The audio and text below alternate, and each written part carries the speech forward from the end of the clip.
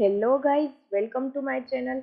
आज की video 49 days with मरमेन के एपिसोड 5 और 6 की होने वाली है। एपिसोड स्टार्ट होते ही हम देखते हैं कि मरमेन लोंगजी के दादा की फोटो देखता है।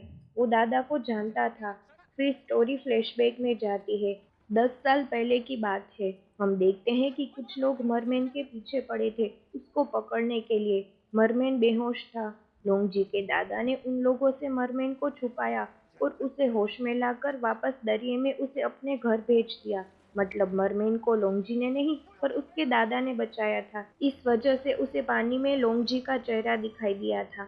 मरमेन ये सब लोंगजी को बताता है। ये सब सुनकर लोंगजी इमोशनल हो जाता है। दादा ने मरमेन को बचाया था, मतलब मरमेन को दादा की विश पूरी करनी थी। पर लोंगजी उसे कहता है कि उसके दादा कभी कुछ मांगते ही नहीं थे, उनकी कोई विश ही नहीं थी। पर फिर लोंगजी को याद आता है कि दादा उसके लिए एक फारवेल लेटर छोड़ गए थे। उसमें शायद उन्होंने अपनी कुछ विश लिखी थी। पहले तो लोंगजी को कुछ याद नहीं आता है, पर फिर वो लेटर में जो भी लिखा था वो सब याद कर लेता है। दादा की बस एक ही विश थी कि लोंगजी अपनी लाइफ में खुश रहे। लोंगजी ये सब मरमेन को कहता है। मरमेन सोचता है कि स्कूल में सब स्टूडेंट लोंगजी को बुली करते थे। वो खुश नहीं था। वो लोंगजी से ही पूछ लेता है कि तुम्हारी खुशी किसमें है। लोंगजी कहता है, तुम दादा को वापस ला सकते हो। जैसे तुमने मुझे एक्सीडेंट के बाद ठीक कर दिया था, वैसे तुम दादा को भी वापस ले आओ। पर मरमेन अपनी वो सुपर पावर एक ही बार यूज कर सकता था, और अगर उसने अब वो पावर यूज की भी तो उसकी मौत हो जाएगी। मरमेन लोंगजी को कुछ और मांगने को कहता है, जैसे कि पैसे, इज्जत। लोंगजी उसे क्या चाहिए ये सोचने का नाटक करता है। वो बिल्कुल भी सीरियस नहीं था। मरमेन माइंड रीड कर सकता है, इस वजह से उसे पता चल जाता है कि लोंगजी कुछ सोच ही नहीं रहा है। पहले तो मरमेन उस पर गुस्सा होता है और फिर उसे समझाता है कि उसके पास 49 डेज ही है विश पूरी करने के लिए। जिस दिन से वो जमीन पे आया है तब से 49 डेज का वक्त है उसके पास। अगर इस टाइम में उसने विश पूरी नहीं की तो वो बबल्स बन के मर जाएगा। फिर मरमेन लोंगजी से पूछता है कि तुम जोइबी को डेट करना चाहते हो। लोंगजी शर्मा जाता है और ठीक से जवाब दिए बिना ही चला जाता है। पर मरमेन जानता था कि लोंगजी जोइबी को लाइक करता है। दोनों जोइबी के ग्रोसरी स्टोर में जाते हैं। मरमेन को बाहर ही छोड़कर लोंगजी अकेला अंदर जाता है। जोइबी उसे ऐसी नजरों से देख रही थी मानो उसे मार ही ना डाले। उसे ऐसे देखकर तो लोंगजी भी उसके पास जाने से डर रहा था। मरमेन बाहर खड़ा था। वहां कोंगजियान आता है और अपनी वीडियो गेम कचरे में रख के चला जाता है। इस वक्त कोंगजियान के मन में क्या चल रहा है ये मरमेन को पता चल जाता है। सामान खरीदने के बहाने लोंगजी जोइबी के पास जाता है। असल में जोइबी की मॉम मिस्ट्रेस नहीं थी, पर जोइबी के पापा ने किसी और से शादी कर ली थी। ये बात लोंगजी को पता थी।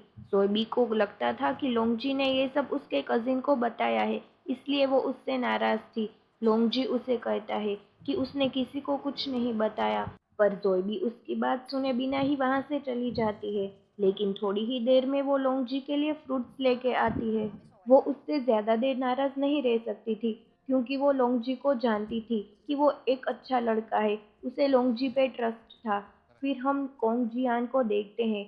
वो केनोन को अकेले में बुलाता है और उसे पैसे देकर कहता है कि इसमें लोंगजी के हिस्से के पैसे भी है।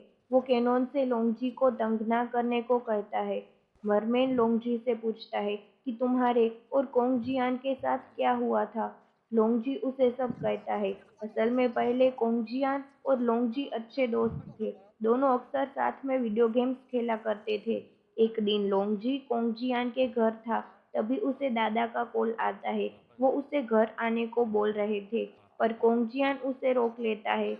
लोंगजी भी वीडियो गेम्स खेलने के लिए रुक जाता है। पूरी रात वो घर नहीं जाता है। कोंगजियान के घर से ही वो स्कूल चला जाता है और फिर स्कूल में ही उसे न्यूज़ मिलती है कि उसके दादा की मौत हो चुकी है। वो अपने दादा को बचा ना सका, उनके आखिरी वक्त में उसके साथ टाइम स्पेंड ना कर सका। इस बात का लोंगजी को बड़ा अफसोस था। इस वजह से लोंगजी और कोंगजियान बात नहीं कर रहे थे। उनके बीच दूरियां आ गई थी। दूसरे दिन स्कूल में मरमेन कोंगजियान को लोंगजी के पास ले आता है और कोंगजियान को माफी मांगने को कहता है। कोंगजियान सॉरी बोलने की कोशिश तो करता है, पर बोल नहीं पाता है। मरमेन उसे धक्का देके पूल में गिरा देता है। कोंगजियान को स्विमिंग आती है। ये देखकर मरमेन लोंगजी से कहता है कि इसे भी स्विमिंग आती है, पर तुम्हें नहीं आती।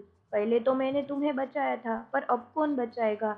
ऐसा बोलकर मरमेन लोंगजी को भी पानी में फेंक देता है और खुद वहां से चला जाता है। पर कोंगजियान लोंगजी को बचा लेता है। उसे भी उस दिन का बहुत गिल्ट था कि उसकी वजह से लोंगजी अपने दादा को नहीं बचा पाया।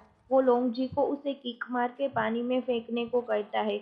लोंगजी भी ऐसा करके उसका फ्रस्ट्रेशन निकालता है।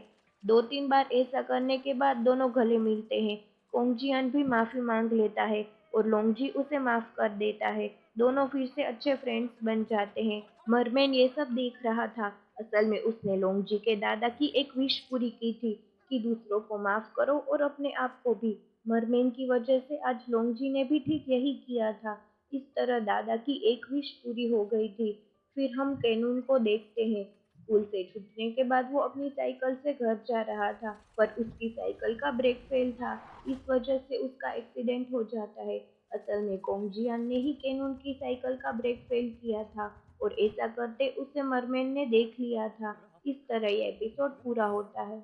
अगर वीडियो पसंद आई हो तो please like share and comment कर दीजिए और मेरी चैनल को सब्सक्राइब करके बेल आइकन को भी प्रेस कर दीजिए। मिलते हैं नए वीडियो के साथ।